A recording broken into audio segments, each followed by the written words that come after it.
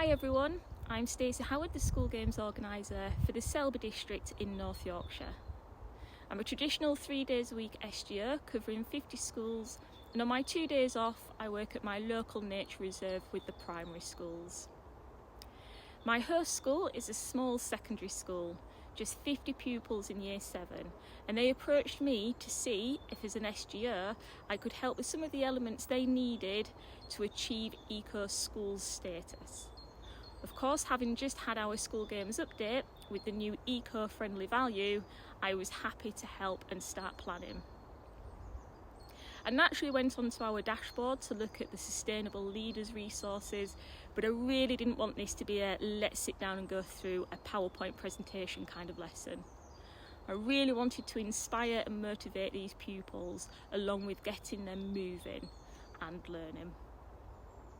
As you know, part of our role as SGOs is to encourage active 30-30 and active learning, so this was at the forefront of what I wanted to achieve. I think it's also relevant that I point out the importance of nature connectedness. We often, as a network, talk about how physical activity releases our happy hormones, but so does being outside in nature. Both are invaluable when it comes to resilience and mental health. Luckily for me, I'd also just finished a course on the therapeutic skills in the outdoors, covering the impact of nature connectedness on children's well-being. If you fancy a little bit of bedtime reading, I highly recommend Dr. Alexia Barabul's Nature-Based Learning, which is jam-packed, full of the latest research and hints and tips. Having this knowledge certainly helped with my planning and putting together a launch event for eco-champions and sustainable leaders. After having looked at the Sustainable Leaders Pack and the information about Birmingham Commonwealth Games being carbon zero, I then started to put a plan of action together. As with most events, we have an icebreaker and a warm-up. So for this, we did a recycling quiz. Each group were given some items of litter. These included a banana, juice cartons, 100% cotton t-shirt, a can of pop and some other items. As a team, they had to place the items in order of quickest to slowest to decompose and place them on my timeline. Once in place, this allowed us to discuss the correct order, but also talk about alternatives and recycling. This was a really good way to get the pupils talking and talk about solutions, things that they could do better. I also added 3 activities to encourage nature connectedness. I genuinely didn't know how tree hugging would go down with Year 7 pupils, but much to my delight, they genuinely enjoyed it. In fact, it was quite difficult to prise some of the pupils away from the tree after their 5 minutes was up. Another nature connectedness activity was sound mapping. Independently, the pupils sit with a pencil and piece of paper. They then close their eyes and listen for sounds. They then write these sounds down on a piece of paper. For this, they place themselves at the centre of the paper, so the sound map shows sounds all around them. And finally, we used Andy Goldsworthy, who is an environmental artist, to inspire the pupils to make some art using only what they could find. The leaf art that we used certainly focused the mind. For me personally, I think that if we can develop pupils' fondness for wildlife and nature, they are more likely to want to look after it. How do we look after it? By becoming sustainable leaders. Once again, after this activity was finished, we discussed all the things that we can do as a school, but also in our personal lives to reduce our carbon footprint and waste. From here, we then made pledges. Again, using the Sustainable Leaders resource, we took elements of the presentation and used it as part of our pledges.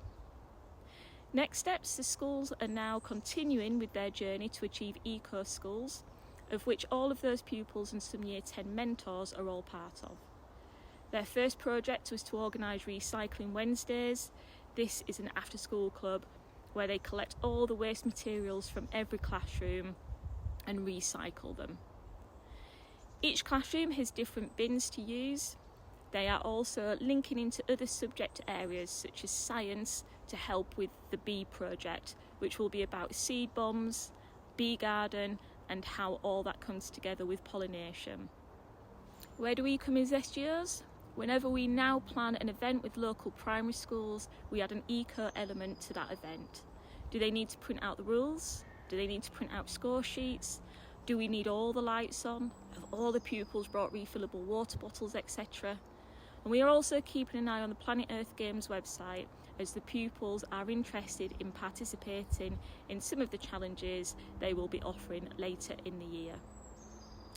As for me and my role as SGO, I am now putting together, with the help of Drax Power Station, who own the Nature Reserve, an Eco Champions Passport.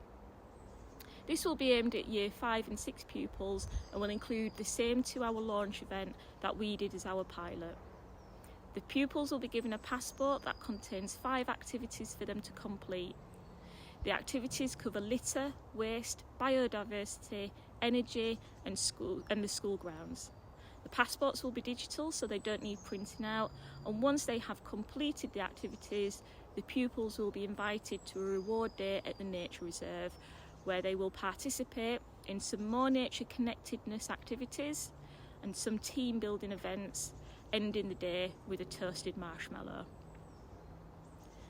Although we hosted our event at the Nature Reserve, it was fully designed to be delivered in school grounds.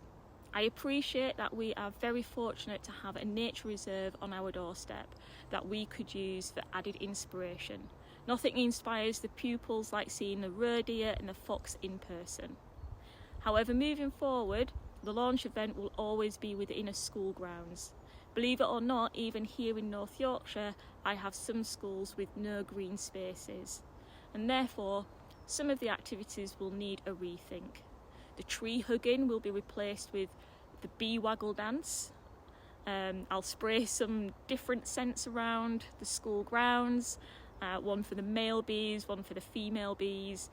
When they find the right scent, the only way they can communicate with the rest of the bees to say they found it is, of course, to do the bee waggle dance.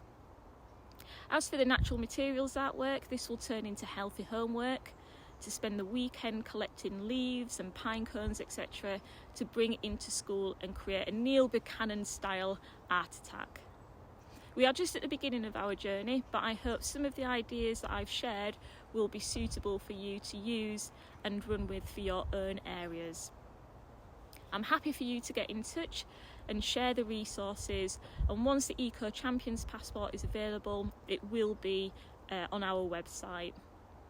I'm now going to hand you over to some of the pupils so you can hear how the event impacted them and the kind of things they've been doing since. Thank you.